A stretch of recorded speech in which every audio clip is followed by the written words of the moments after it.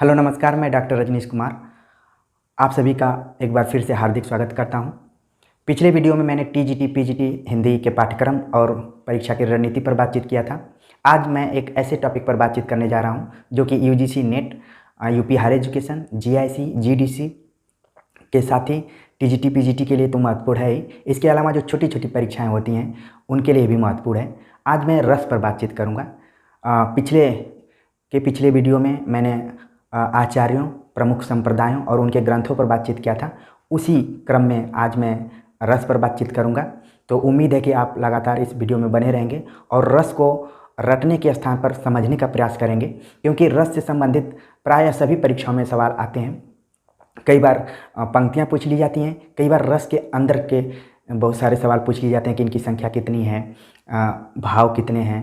ठीक है, तो मैं उस पर बातचीत करूंगा और उम्मीद है कि आप लोग लगातार मेरे साथ बने रहेंगे और कमेंट्स करके बताएंगे। जिस तरीके से आप लोग कमेंट्स कर रहे हैं काफ़ी अच्छा लग रहा है और हम प्रोत्साहित भी हो रहे हैं कि लगातार आप लोग गंभीरता से मेरे वीडियो को, मेरे लेक्चर को सुन रहे हैं। तो उम्मीद है कि इस पर भी आप लोग ज़्यादा से ज़्यादा कमेंट्स करेंगे, क्योंकि हमारा यहाँ पर एकालाप टाइप का लेक्चर हो रहा है। क्योंकि जब मैं लेक्चर देने जाता हूँ तो मेरे दिमाग में करीब 1500-2000 लोगों का चेहरा आता है, लेकिन बोलता हूँ तो एक कमरे में। तो ये भी एक काफ़ी चुनौतीपूर्ण चीज़ है।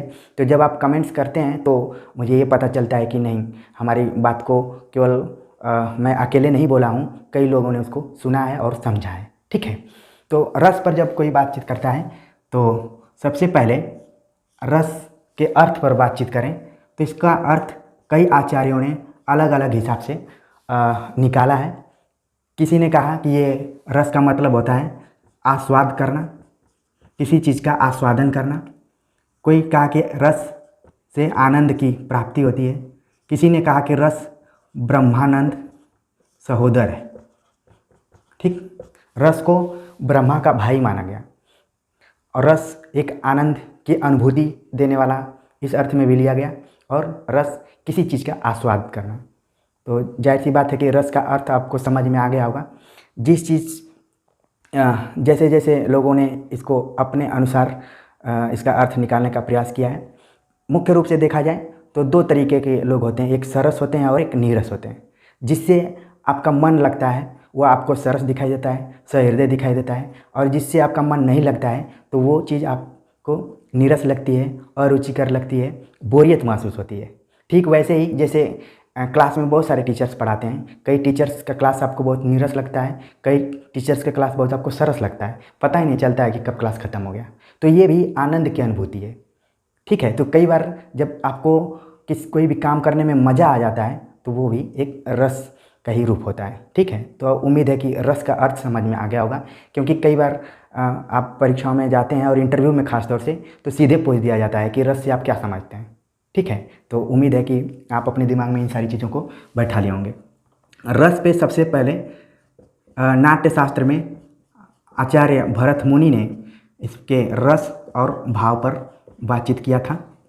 ठीक, आचार्य भरत ने रसों की जो संख्या है उन्होंने कहा कि कुल रस जो हैं 8 हैं। कई बार परीक्षा में सवाल पूछा जाता है कि आचार्य भरत मुनि के अनुसार रसों की संख्या कितनी है? 8 है। बाद में अभिनव गुप्त आए तो उन्होंने रसों की संख्या 9 बता दी। ठीक, तो ध्यान में रखिए, जब भी परीक्षा में आएगा तो इन दोनों के नाम से सवाल आएगा। आचार्य भरत ने कितने रस माने हैं या फिर अभिनव गुप्त ने कितने रस माने हैं, तो इनसे आएगा। और इस तरीके से कभी नहीं आएगा कि रसों की संख्या कुल कितनी है।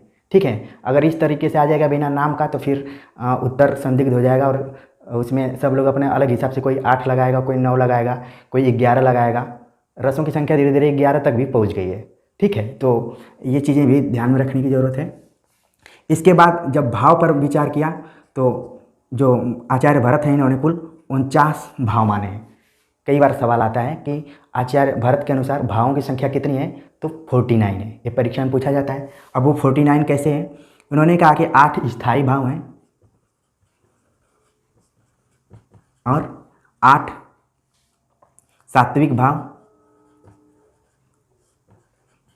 अभी मैं इन पर बातचीत करूंगा, और 33 संचारी भाव हैं। इस तरीके से कुल संख्या हो गई 49। ठीक है, तो जब भी परीक्षा में आए कि अस्थायी भावों की संख्या कितनी है या फिर सात्विक भावों की संख्या कितनी है या संचारी भावों की संख्या कितनी है तो आप बता देंगे। ठीक है, इसको नोट भी कर लीजिए।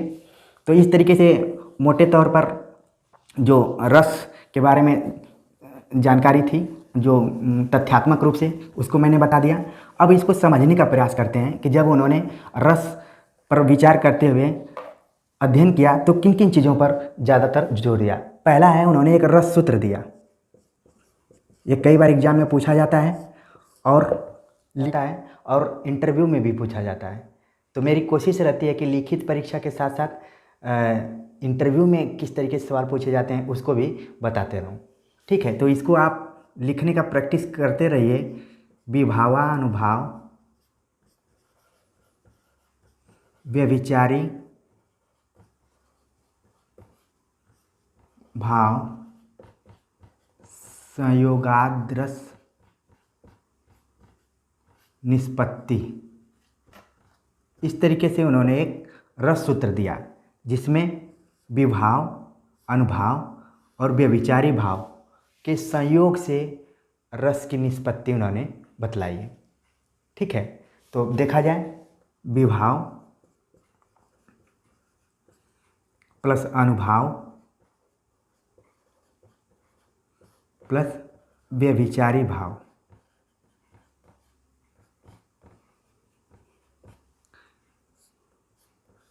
तीन तरीके के भावों का इसमें उल्लेख किया गया है। कई बार एग्जाम में पूछा जाता है कि भरत मुनि के रस सूत्र में कितने भावों की व्याख्या की गई है, तो उत्तर होगा 3। ठीक, लेकिन आगे चलकर जब रस के अंग पर बात हुई तो उसके 4 अंग होते हैं। रस के 4 अंग हैं।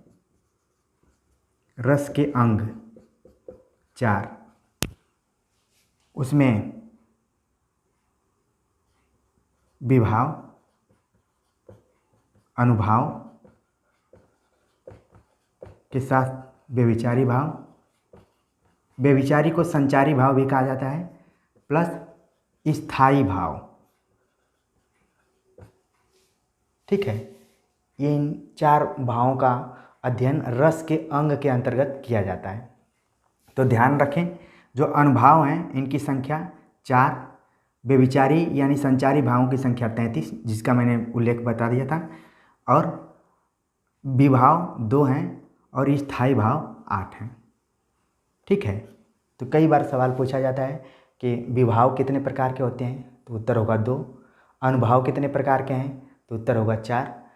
व्यभिचारी या संचारी भाव कितने प्रकार के हैं, तो उत्तर होगा 33।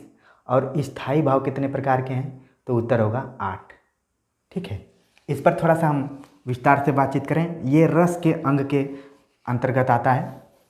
उम्मीद है कि आप लोग इसको नोट कर रहे होंगे और वीडियो को ध्यान से देख रहे होंगे और समझने का प्रयास कर रहे होंगे, और कमेंट्स करके ज़रूर बताएंगे कि आपको समझ में आ रहा है कि नहीं आ रहा है। ठीक है, तो मैं पहले विभाव के बारे में लिखता हूँ। विभाव, इसके जो 2 भेद हैं, पहला है आलंबन, दूसरा है उद्दीपन। विभाव जो है वो स्थायी भाव, किसी भी व्यक्ति के अंदर जो स्थायी भाव है, स्थायी भाव इंस्टॉल्ड होता है, वो कभी डिलीट नहीं होता है, व्यक्ति के हृदय में मौजूद रहता है। जैसे आप कोई नई मोबाइल ख़रीदते हैं तो उसमें कुछ एप्लीकेशन इंस्टॉल्ड रहते हैं, उनको आप हटा नहीं सकते हैं। उसी तरीके से स्थायी भाव ईश्वरीय देन है, एक तरीके से वो हटाई नहीं जा सकती।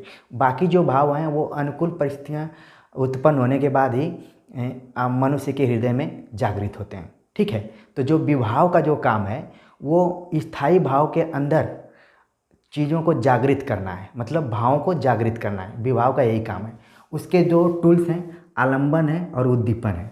आलंबन, जब व्यक्ति किसी व्यक्ति को देखकर उसके मन में कोई भाव आता है, जब किसी व्यक्ति को देखकर किसी व्यक्ति के मन में कोई भाव आता है तो उसे आलंबन कहा जाता है। जैसे कई आपने कहानियाँ सुना होगा, दुष्यंत शकुंतला को देखता है तो उसके अंदर एक भाव जागृत होता है। कौन सा भाव? प्रेम। ठीक है, तो यही आलंबन और उद्दीपन का अर्थ होता है। उद्दीपन जब किसी भी व्यक्ति के व्यवहार या उसके क्रियाकलाप के बाद कोई भाव जब जागृत होता है तो उसे उद्दीपन कहा जाता है। ठीक है, अब उम्मीद है कि आपको समझ में आ गया होगा कि आलंबन क्या है और उद्दीपन क्या है।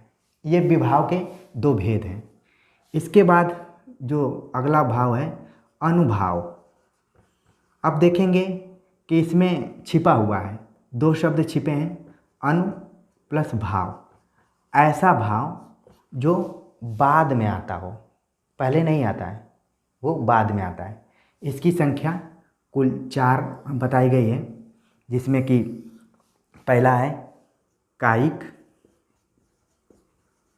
जिसको आंगिक भी कहा जाता है। कायिक काया से बना हुआ है, मतलब काया मतलब शरीर होती है, शरीर को हम आंगिक भी कहते हैं, अंग भी कहते हैं, तो उसी से बना हुआ है कायिक। ठीक, दूसरा है वाचिक। वाचिक मतलब होता है वाणी से, कोई चीज़ अगर आप बोलते हैं मुख से, तो ये है। तीसरा है सात्विक। सात्विक मतलब मानसिक। ठीक, ये अनुभाव के अंतर्गत आते हैं। और जो आचार्य भरत, उन्होंने इन तीनों भावों की चर्चा की है। कई बार एग्जाम में आता है कि आचार्य भरत ने कितने अनुभावों की बात की है, तो उसका उत्तर होगा 3, नहीं तो वैसे कितने हैं, 4 हैं। तो इस तरीके से भी प्रश्न आते हैं एग्जाम में, तो ध्यान में रखिए।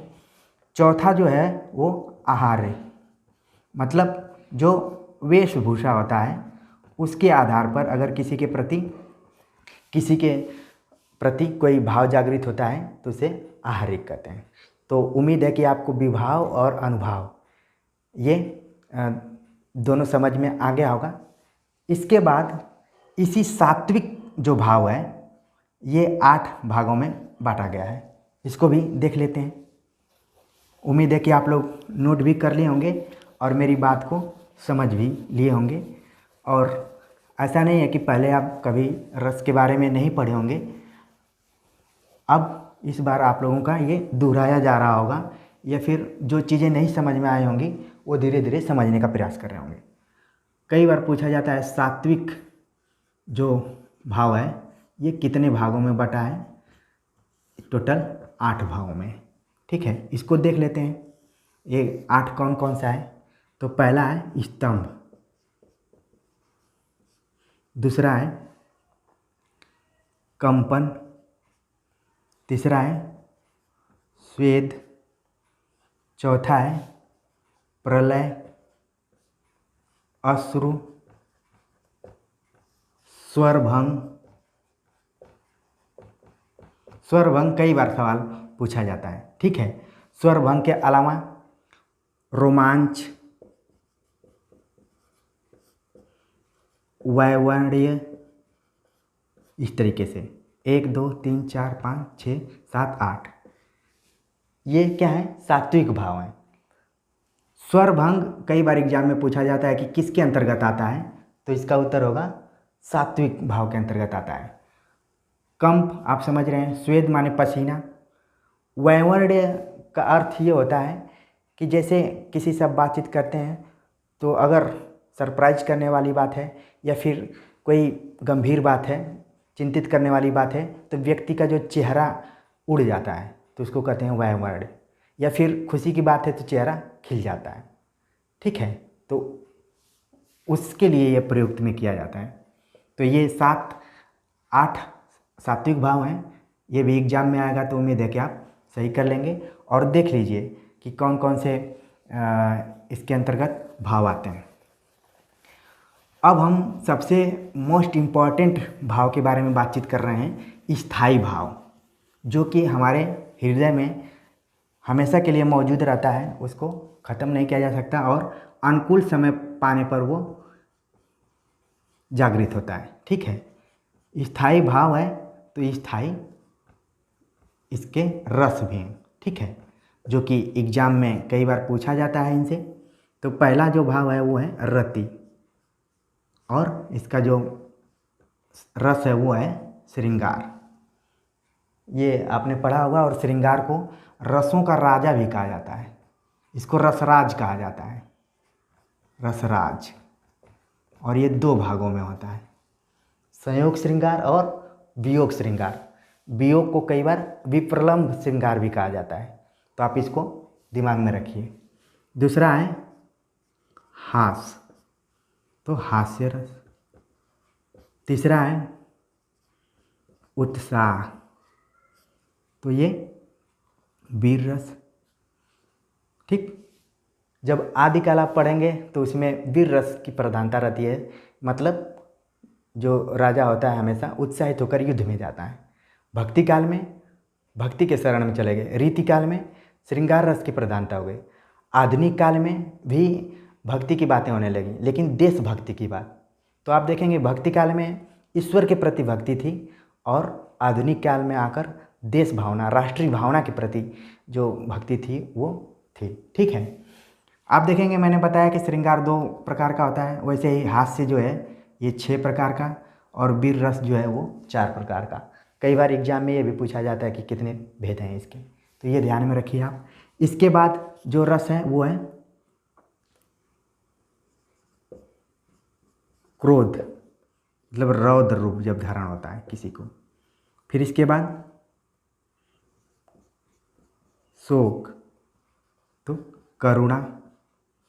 इसके बाद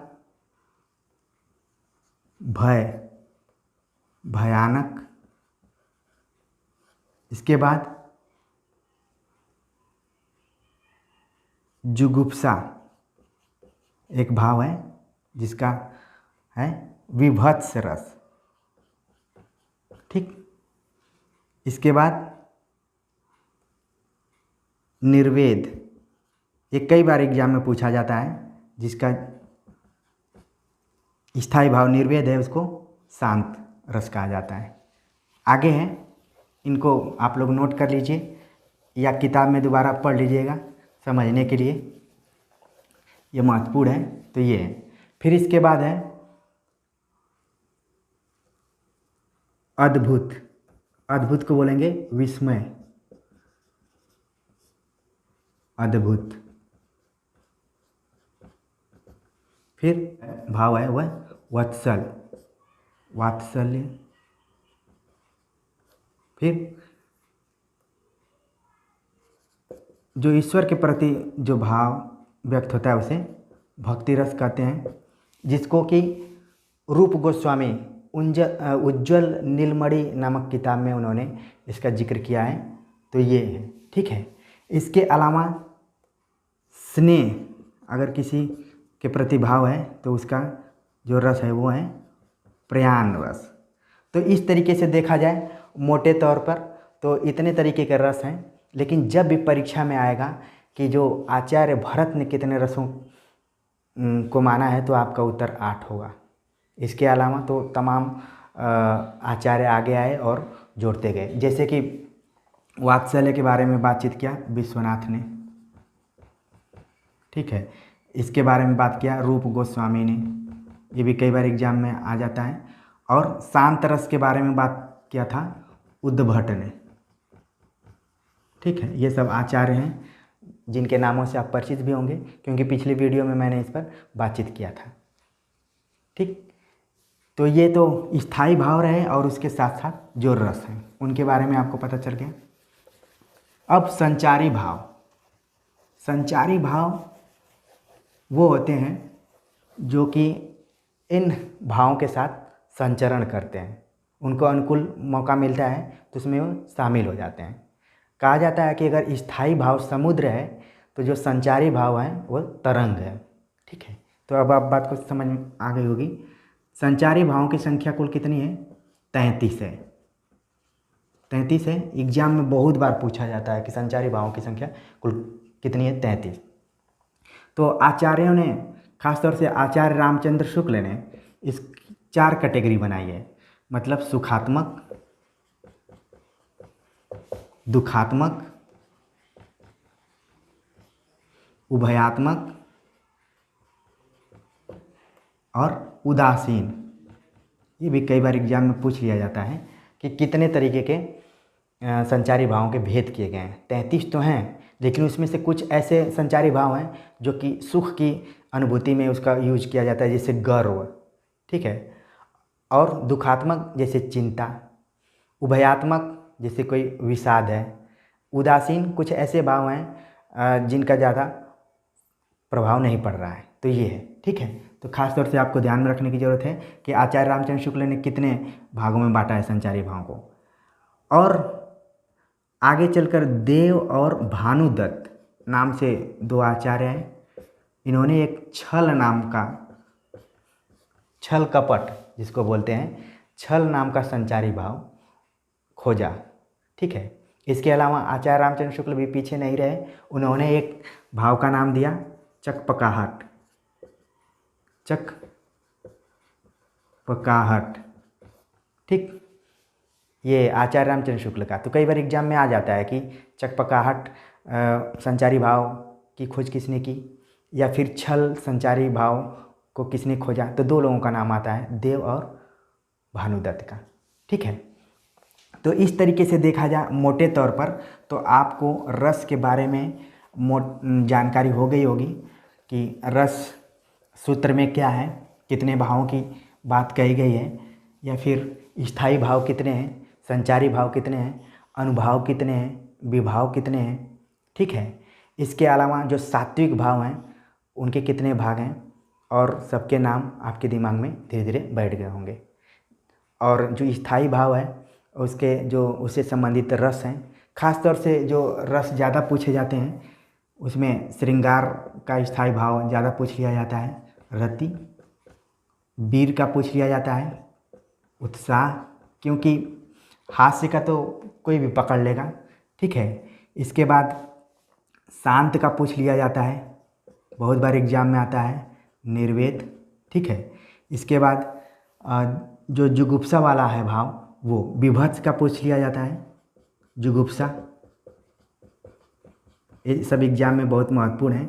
अद्भुत का विस्मय ये आ ही जाता है, और बाकी सब धीरे धीरे पकड़ में आ जाता है। करुण का भी याद रख सकते हैं कि ये शोक, और तो बाकी पकड़ में आ जाता है कि ये किसका हो सकता है, ठीक है। तो उम्मीद है कि ये वीडियो आपको पसंद आई होगी, और रस संबंधी जितने भी तथ्यात्मक जानकारी रही होगी और वो आपको समझ में आई होगी, और विश्लेषण के माध्यम से जो मैं समझाने का प्रयास किया वो भी आपको समझ में आया होगा। मिलते हैं एक नए विषय के साथ अगले लेक्चर में। तब तक आप लोग सुरक्षित रहिए और अपनी पढ़ाई लिखाई करते रहिए, और कमेंट्स कर ज़रूर बताइए कि आज का लेक्चर कैसा लगा।